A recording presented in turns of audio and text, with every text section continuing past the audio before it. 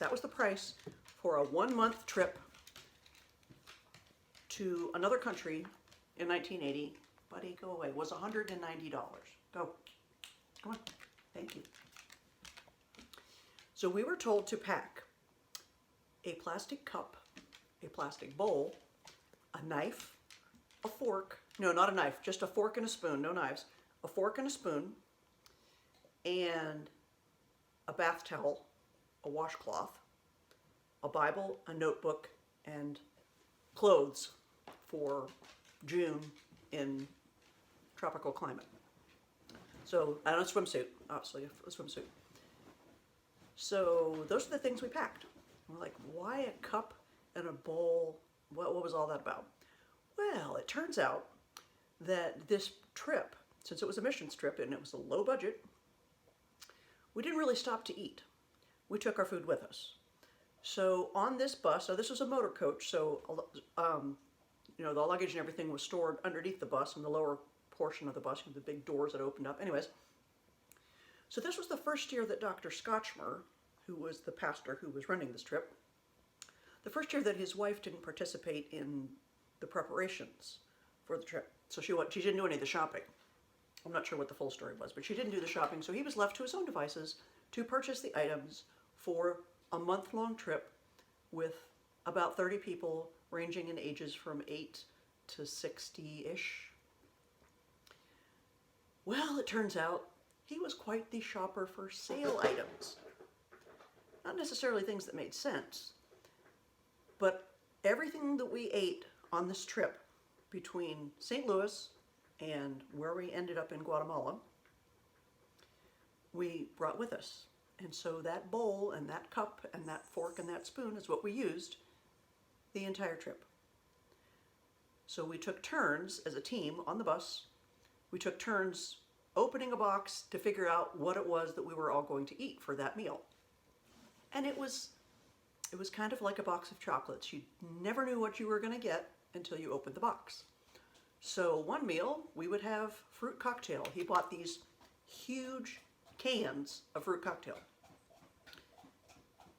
So somebody would hold the can of fruit cocktail and had a serving spoon and would walk while the bus is moving through the center aisle and dish up fruit cocktail as you held your bowl to be filled.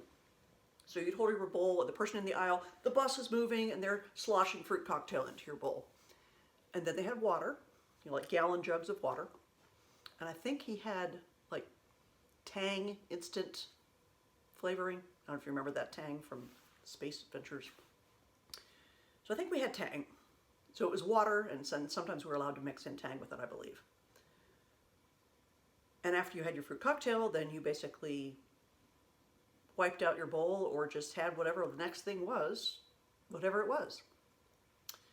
So the things that I remember food-wise was the fruit cocktail. We had lots of fruit cocktail. Apparently it was a good sale on it. And canned corned beef hash.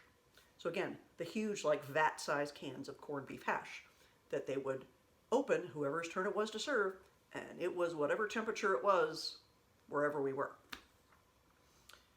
That was a fun experience. Not too many adventures going from, aside from the fact that we were driving constantly from St. Louis and then having to stop over in Galveston. We didn't have any trouble getting into Mexico. That was kind of a non-event, crossing the border into Mexico. However, once we got into Mexico,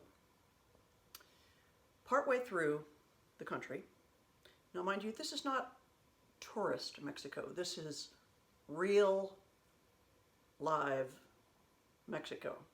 1980, not the greatest economy.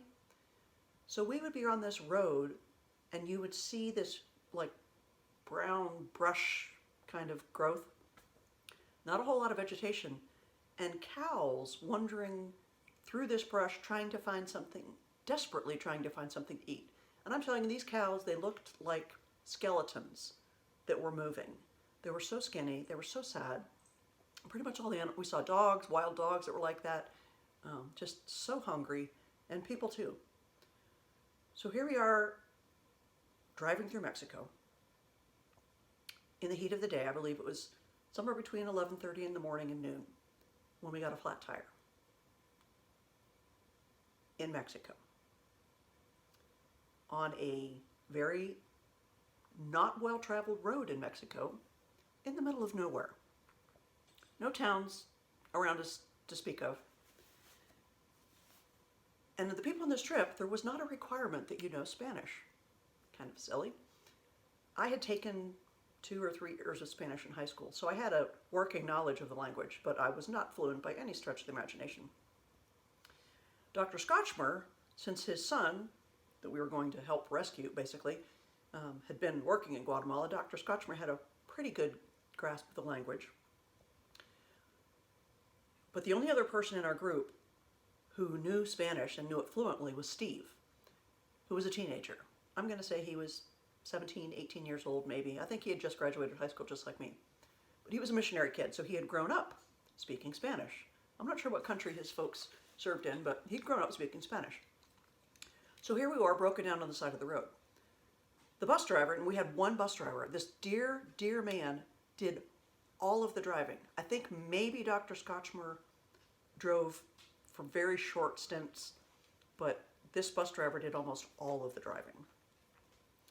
So when we got this flat tire, of course we did have a spare tire. We all unloaded off the bus into this wasteland of Mexico while the bus driver tried to change the tire. In the process, he cracked, I think, 2 of the lug nuts, which meant that the tire was not going to be drivable because it wouldn't stay on. So here we are. Now it's like noon in June in Mexico. Unfortunately, we hadn't stopped to get supplies that day, like replenish our water, and we had 1-gallon bottle jug of water for like 28 or 30 of us. And we're trying to figure out how are we going to get help. Well, the solution was Steve, being the one who spoke the most fluently of Spanish, he hitchhiked. He got some guy, a bunch of guys on a flatbed truck to let him hitch a ride to the next town, village, whatever you call it, so he could then get help to come back, find some kind of a tow truck or a mechanic who could come and fix our bus. While the rest of us just roamed aimlessly in this really dry, ugly, hot part of Mexico. So when Steve got on this flatbed truck and took off, of course there's no cell phones, there's no communication. We had no idea what, number one, was he going to make it? Was somebody going to be able to help? How long he'd be gone? When he'd be back? None of those things. So it was just a waiting game. And a praying game, obviously. So we did a lot of praying. Thankfully, Steve was able to find somebody to help, and I don't know how long it was, maybe an hour or so, and he came back with help. Thank you, Lord. They fixed the bus. The bus drove to whatever the town was that Steve had gone to, so that we could, get some water, buy some supplies, buy some bottled water, or jugs of water. So when we get off the bus where we stopped, there was an open air market. I remember this so vividly. This is 1980, and I still remember it so clearly. This market, there were people selling mangoes, fresh mangoes. Now, I don't think I'd ever eaten a mango before in my life, because I'm from Western Pennsylvania. And yeah, we weren't that international, if you will. So these people were selling mangoes, so we thought, well, we'll buy mangoes because we're hungry, and gosh, fresh fruit, who knew? Then, of course, none of us knew how to peel it or eat it, and it was a mess. But at this market, we looked around, and there's people everywhere with machine guns slung on their shoulders. It was not a good time, politically speaking, for Central America. Nothing compared to what we were going to encounter in Guatemala, mind you, but it was a very eye-opening experience. We were thankful that we were rescued. Nobody was hurt. We all survived. The bus got fixed. We got some supplies. Nobody got shot. We got some fresh mangoes. They were the mangoes or guavas. I think they were mangoes. Anyways, I get them confused. So that was the first part of this adventure story of my trip to Guatemala from St. Louis on a 1957 GMC motor coach with a group of people who, most of whom had never met. I was 18, yeah. So I'm going to end the story there for tonight. And tomorrow we'll finish our trek through Mexico, and we will end up spending some unanticipated extra time in no man's land between Mexico and Guatemala. So that will be tomorrow. I hope you enjoyed this part of my story, and I hope that wherever you are and whatever you're doing, that you find things to be grateful for. As I mentioned in the previous video, one of the most impactful things about this trip was instilling in me a very, very deep sense of gratitude for all the things that we have in this country that I had taken for granted my first 18 years. And I'm sure we still take for granted a lot of those things. I'm sure I do. But just remembering this story and reliving it in my memory, remember to be grateful for the things that we have and the freedoms that we enjoy in our country. I hope you'll do that. Take care, and God bless.